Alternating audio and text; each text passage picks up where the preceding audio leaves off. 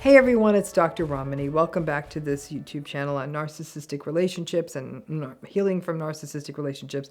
And this one's a heavy one.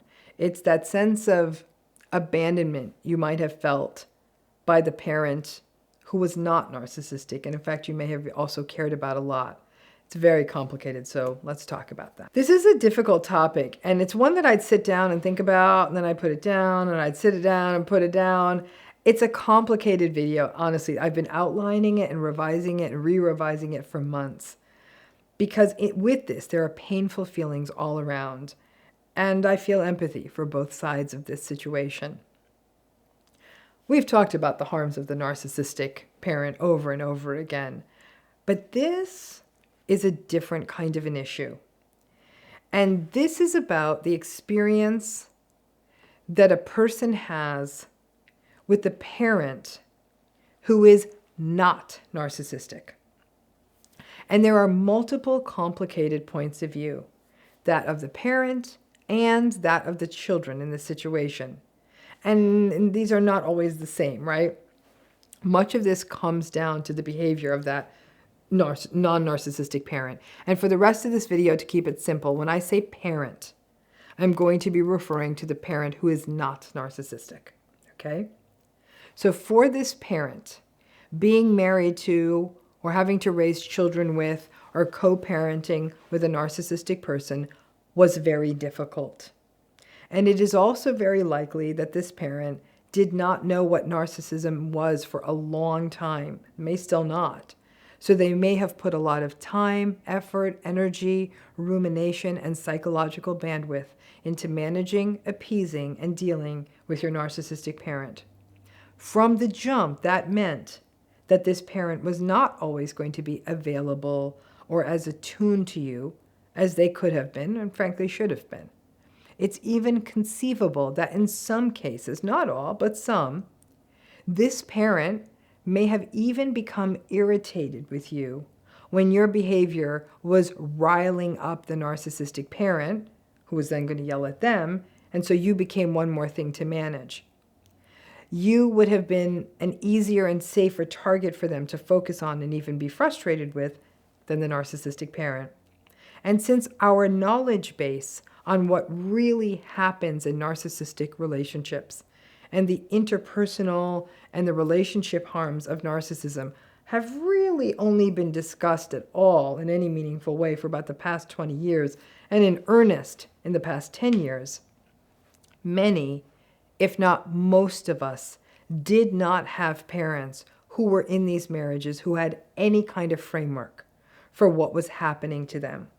So they may have spent years, or most likely our entire childhoods, managing the stress, strife, hurt, confusion, and despair of this relationship, of their marriage, of their whatever relationship they had with your narcissistic parent. And this meant that this parent could not be fully present with us. It's just simply not possible. Any of us who have been in adult narcissistic relationships know how preoccupying they can be. And for our parent who was in one of these relationships, it was the same. So no, they absolutely were not always present. And then when you combine that against the invalidation, or with the invalidation, fear and loss of psychological safety that came from the presence of the narcissistic parent, as an adult, we're clear, right? It becomes very clear to us that our parents' preoccupation with managing the narcissistic partner, your other parent, or perhaps a step-parent, may have resulted in what in adulthood could be experienced and encoded within ourselves as abandonment. Your parent may have been excessively cleaning the house, preparing elaborate meals, working long hours, and having to sit and listen to the narcissistic parent's blah, blah, blahing and complaints and holding court, and having to constantly be at the ready and having to snap up to your narcissistic parent's relentless demands. But all of this can feel very confusing for anyone any adult child who will often look to this, to their relationship with this parent who's not narcissistic as being obviously hopefully, better than their relationship with their narcissistic parent. And intellectually, you may clearly be very clear on how much your non-narcissistic parent may have had to bear up under. You may not have known it fully as a child, but you may have pieced it together as an adult. And so you can understand why that parent was preoccupied. But the challenge is that emotionally, somatically, physiologically, your parent's preoccupation, which you may have felt and experienced as a lack of attunement or even abandonment, that did happen. Many adult children will say they feel guilty for characterizing their non-narcissistic parent in this way, knowing what that parent was up against. But also recognize that it was one more piece of the puzzle in understanding that feeling of not good enough that you and most survivors experience, a sort of multiplier. That not only was there the invalidation and the role reversal and the chronic need to win over and to appease the narcissistic parent, but there was also this sort of living with an anticipation, a tension, an internalized sense that you as a child would not be enough to maintain or keep that other non-narcissistic parent's focus, and because of their preoccupation with the narcissistic parent. Two pathways operating to making you feel not enough. You may have memories in which times with your parent were good, especially when the narcissistic parent was not around. For example, when the narcissistic parent was at work or traveling or on doing errands. You may recall those as being very happy times with that parent, and even the wish that your narcissistic parent wasn't around or didn't exist, which then can actually leave a child feeling guilty, as though they were somehow bad or disloyal for wanting their narcissistic parent to disappear. But once that narcissistic parent came back around, all the fun, all the safety would end, and everyone would be hypervigilant and on the eggshells again, including your parent. Now, this sense of feeling abandoned by your parent who is not narcissistic can be a very complicated one.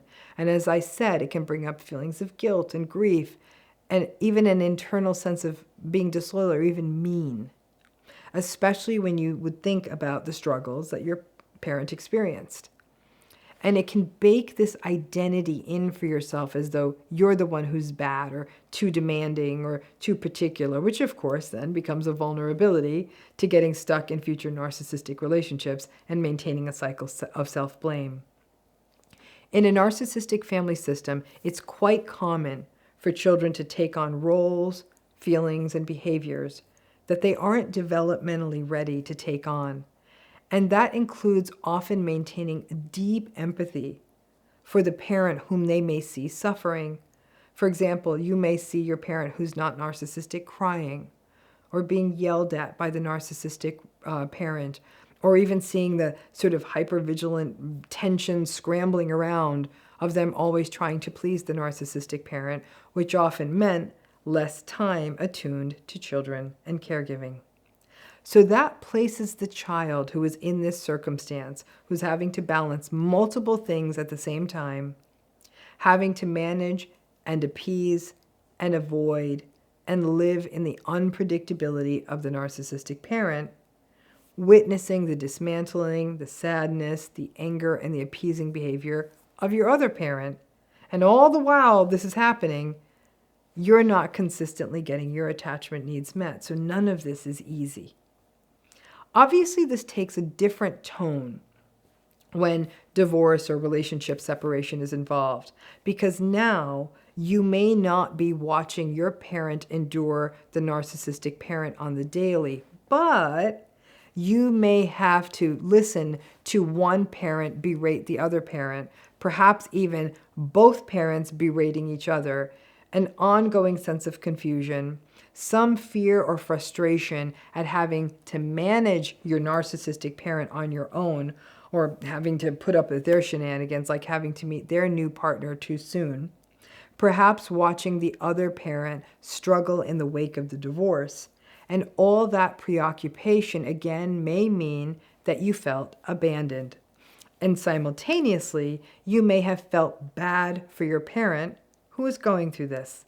Ultimately, no child has, nor should they have, the capacity to dig inward and reflect on the idea that they're not responsible for any of this. It's not within a child's sort of developmental clutch to do that. And instead, the child will often take it upon themselves. And because the narcissistic parent is all too willing to shame a child for their needs and even for their existence, it can mean that all of this is a setup for a deep sense of guilt. A guilt that, frankly, pulls a child out of childhood. Then there's that issue of protection, or perhaps what you might have experienced as a lack of protection. Your non-narcissistic parent's preoccupation may have meant that there was no one to run interference for you. If your parent was still trauma bonded to the narcissistic parent and they didn't see it or get it, they may have even been an enabler and doubled down on the idea that you were doing something wrong when you were just being a child or expressing a feeling, but that would get the narcissistic parent riled up, and the trauma-bonded parent would just want to make that not be a thing. You, in fact, may have even been pulled into the role of having to be the protector for your non-narcissistic parent. And some of you watching this may be thinking, I was that parent. I was trauma-bonded, and I was not present with my children the way I wanted to be. And you yourself may live with remorse, guilt, grief, anger, self-blame, and shame. This may have, in the long term, negatively affected your relationships with your children into adulthood, and maybe it didn't. All of this can vary depending on lots of things, but many parents will say, yes, I was fully distracted by trying to meet the demands and the chaos and grieving the betrayals of my narcissistic co-parent, and it was all but impossible to consistently attune to children and be everything to your narcissistic spouse at the same time. As a parent, hard as it may be, trying to explain it away to your adult children may not be the best approach, but instead, if your children ever express the feeling that they did feel they were in second position to their parent or even abandoned, hard as it may be to hear that, hear it. Don't feel the need to jump in and defend it. Validate their feeling. Make amends. All of you, spouses, children, all of you were hurt by the narcissistic parent and partner. But as a parent, your apology is a requirement for your child's healing. Remember that multiple things can be true at the same time. That your parent was not available to you in a consistent way. That they were managing a lot with your other narcissistic co-parent. This meant that you were not consistently attuned to and may have even felt abandoned in favor of the narcissistic parent. You still had to endure the shaming and the blaming of the narcissistic parent. You were not protected, but you may have very much loved your other parent and enjoyed spending time with them, and you could see what they were up against. But yeah, ultimately at some level, because the parent was so busy having to deal with that narcissistic mess, you were abandoned. Your parent may very well have often given the best of themselves to that narcissistic parent in the futile endeavor of not only winning that narcissistic parent over, but maybe in the larger service of hoping that this would make for a happier family. None of this was your fault. It was not your responsibility. And allowing yourself and holding space for it within yourself as abandonment and misattunement may help you break through some of your own patterns of self-blame. You didn't ask for this. You can love this parent, but also feel that they weren't there. It means seeing this with nuance and may help you break out of trauma-bonded cycles and the sense of guilt. As I said, this is not a comfortable conversation, and it's quite possible that your parent may be feeling remorse and grief and shame of their own, but that's not your burden to carry. You are the child. It's not your place to have to soothe it. It's the parent's place, even if you are both adults, to acknowledge it.